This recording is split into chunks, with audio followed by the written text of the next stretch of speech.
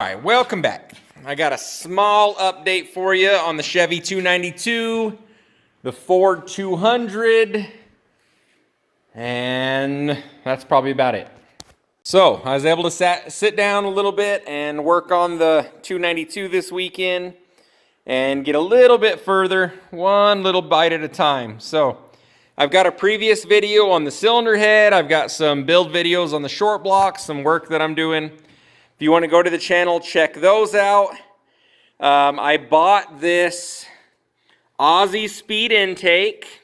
Let me see if I can lay this down here without dropping it off.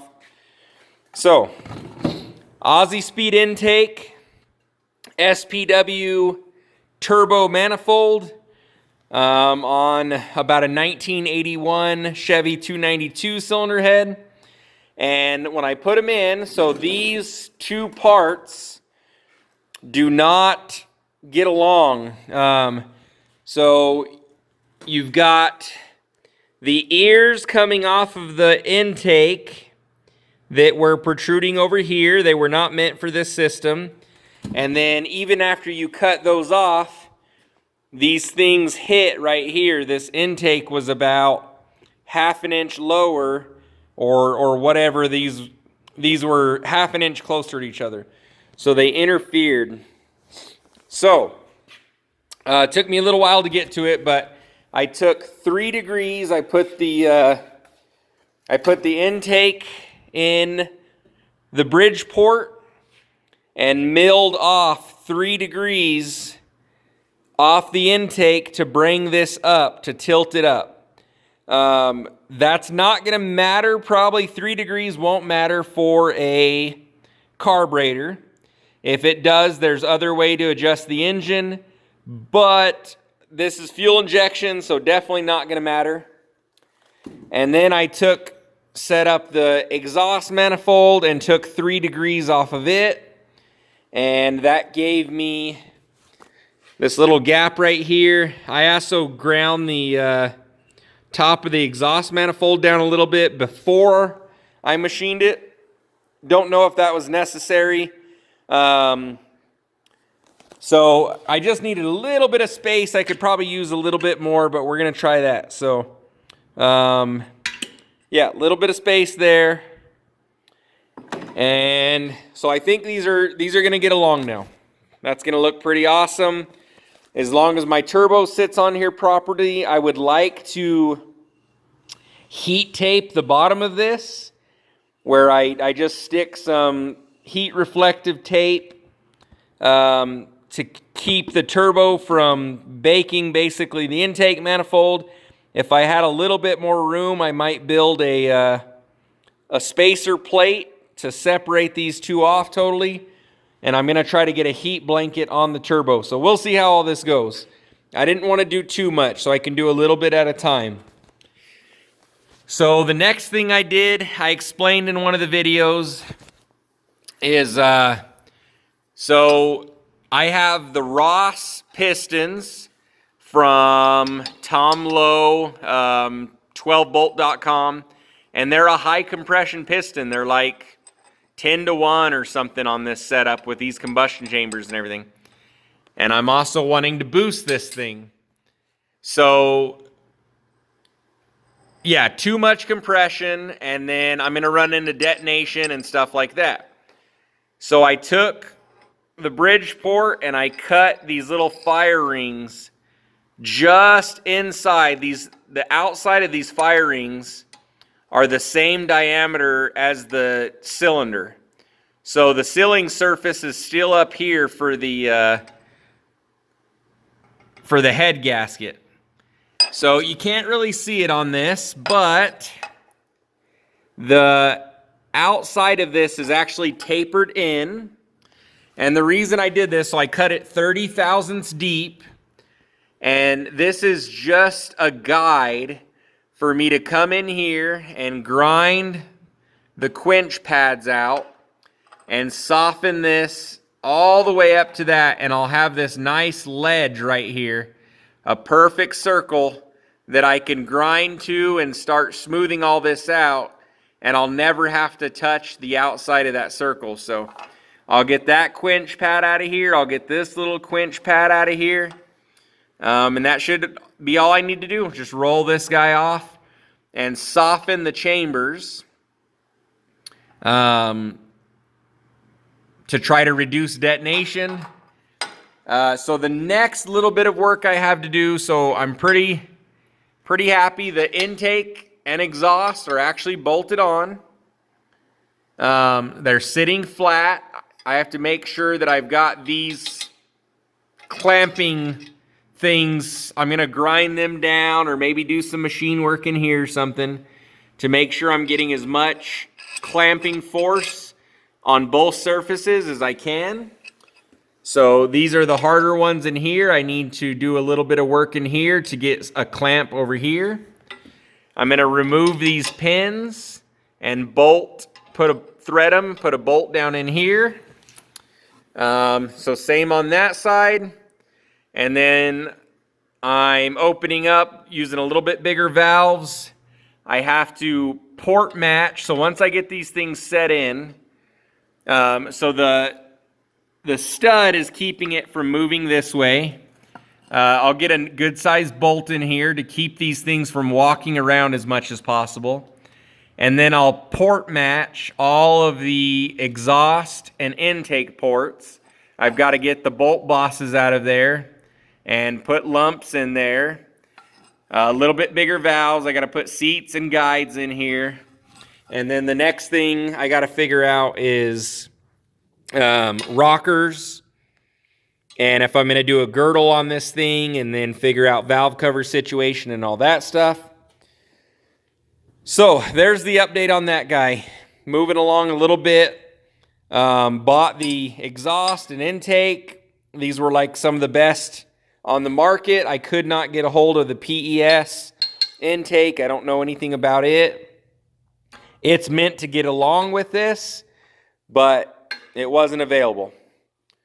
So that's that cylinder head. Start to go together. I'll start to do all the port work and the port matching. The Ford 200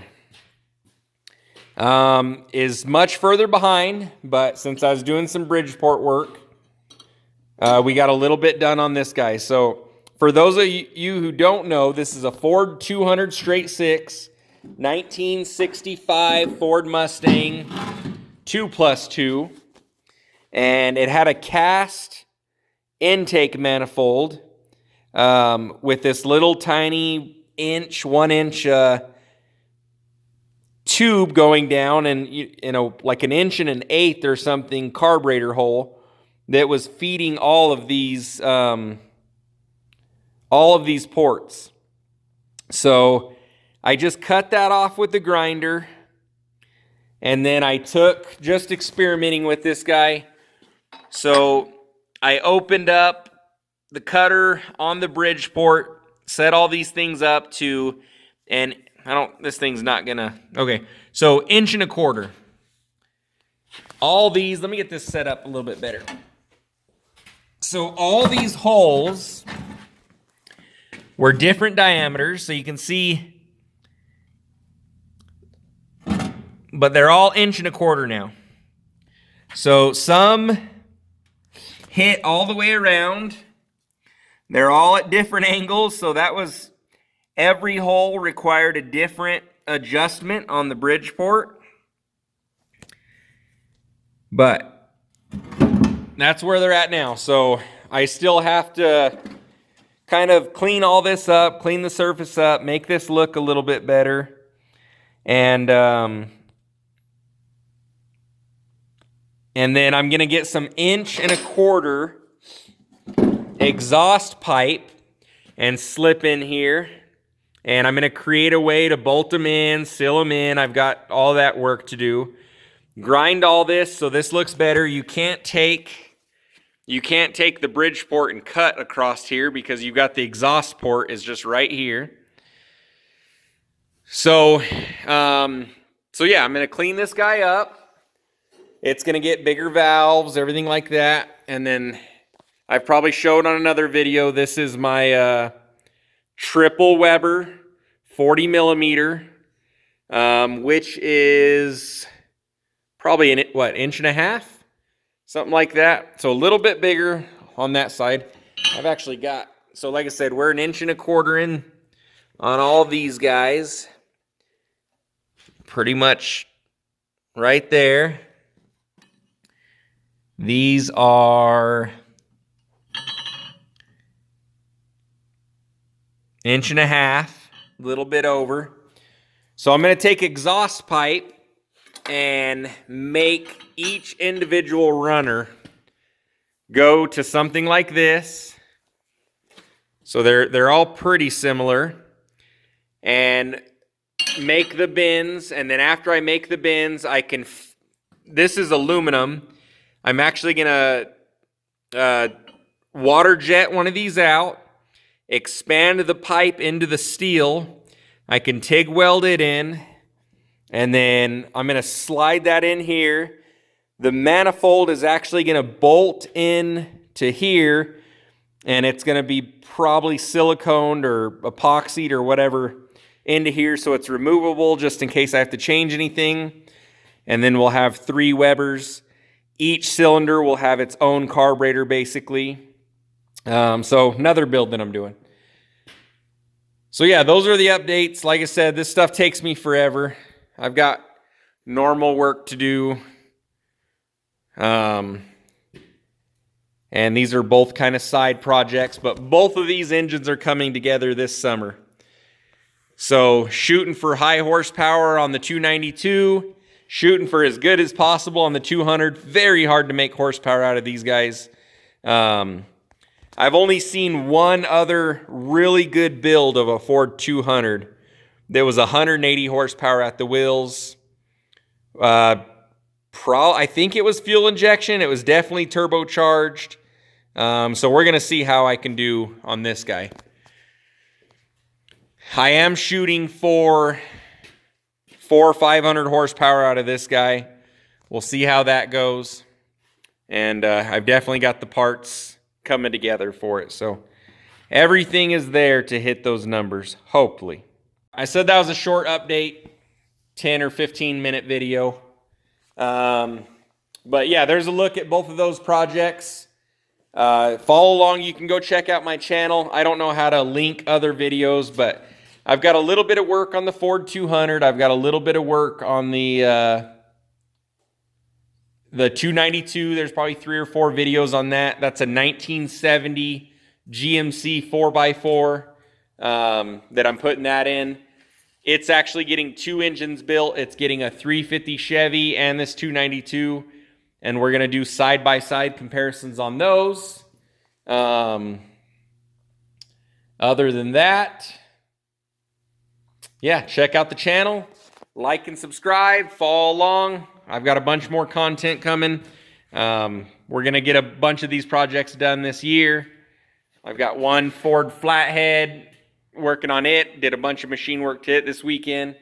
So I've got that project I'm about to finish up, and probably about 40 other projects going on the channel. So anyways, like and subscribe, follow along. We'll see you the next time.